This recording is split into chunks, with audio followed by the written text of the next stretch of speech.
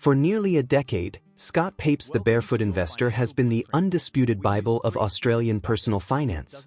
Millions of everyday Aussies have used his famous bucket strategy to take control of their cash flow, crush their debts, and buy their first homes.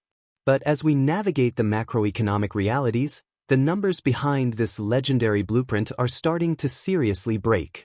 Can a 20% splurge rate actually survive when your weekly grocery bill has doubled and capital city rents are skyrocketing? Is the classic bucket system officially dead in this high-inflation economy, or are people just executing it wrong? Today, we are stripping the Barefoot blueprint down to its chassis. We are going to analyze whether the legendary 60-20-20 formula still builds genuine wealth today, or if it is inadvertently leading Australians into a structural debt trap. It's time to find out if this foundational strategy remains a timeless financial law, or if it desperately needs a modern inflation-adjusted overhaul. Welcome back to Aussie Wealth Wire. Let's look at the new financial reality. To understand why the Barefoot strategy is struggling, we have to contrast the economic landscape of 2017, when the book was dominating charts, with the brutal climate of 2026. Back then, we were living in a world of historic low interest rates, predictable energy prices, and stable supermarket margins. The math made sense. Fast forward to today, and persistent structural inflation combined with high cost of living pressures have completely rewritten the rules. Pape's original blueprint dictates that 60% of your take-home pay should go into your daily bread bucket to cover absolute essentials, housing, bills, food, and transport. But for the average Australian household today, rent or mortgage repayments alone can easily consume 40% to 50% of a net income. Add in soaring electricity tariffs and the inflated cost of fuel, and the daily bread bucket instantly overflows past that 60% threshold. When your fixed survival expenses are running at 75% or 80%, the entire mechanical balance of the strategy collapses before you even get started. This brings us to the most vulnerable part of the chassis, the complete breakdown of the 20% splurge bucket. In the original model, 20% of your income was allocated to splurge for life's little luxuries, dining out, holidays, or new clothes, while the final 20% was split into smile for long-term goals and fire move for extra debt reduction or investing.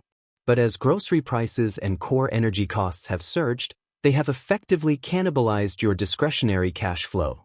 There is a severe psychological danger here. When everyday Aussies realize their daily bread costs more than 60%, they usually try to fix the math by cutting their splurge bucket down to zero. But completely eliminating your sanity fund leads to immediate financial burnout. You feel deprived, frustrated, and within 3 months, you abandon the strategy entirely. To survive this economy, we need a revised percentage breakdown. If your essentials demand 70%, you must actively pivot. Drop your splurge to a non-negotiable, tightly managed 10% to protect your mental health. Combine your smile and fire move into a single 20% wealth accelerator and aggressively optimize your outgoings. The next major mechanical component that requires an immediate overhaul is the famous Mojo bucket. Pape originally advocated for a fast $2,000 starter emergency fund to break the cycle of living paycheck to paycheck. In a pre-crisis economy, $2,000 could handle a broken washing machine or a minor car repair.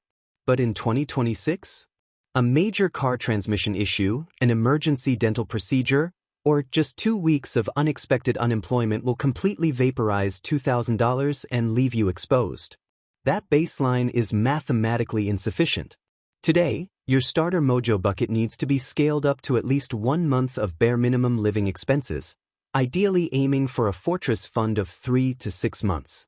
However, the silver lining of this economic climate is high interest rates.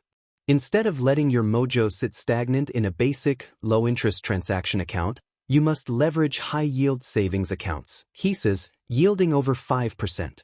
More importantly, your focus must shift toward aggressive debt reduction. With credit cards and personal loan rates soaring, the guaranteed financial return you get from completely wiping out high-interest consumer debt far outpaces standard share market returns.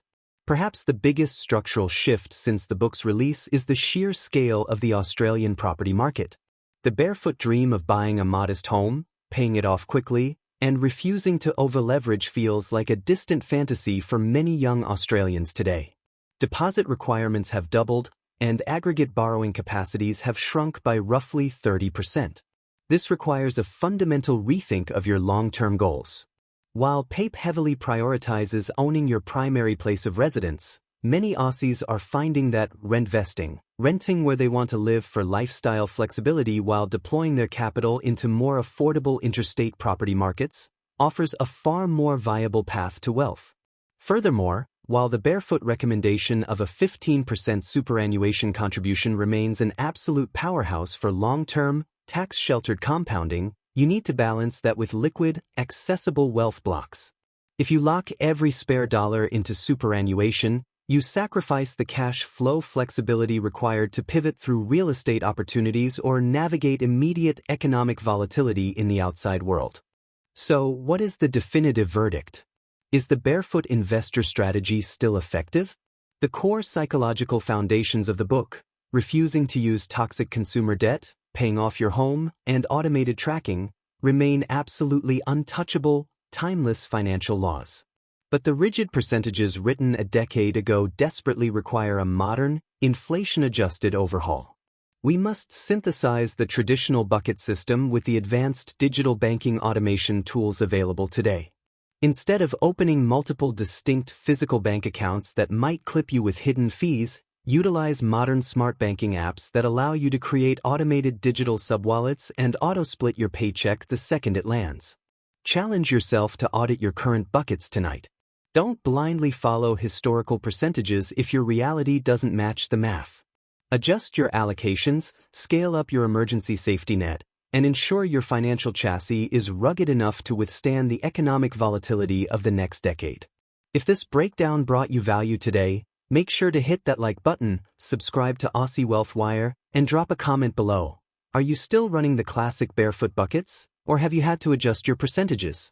Thanks for watching, protect your cash flow, and we'll see you in the next video.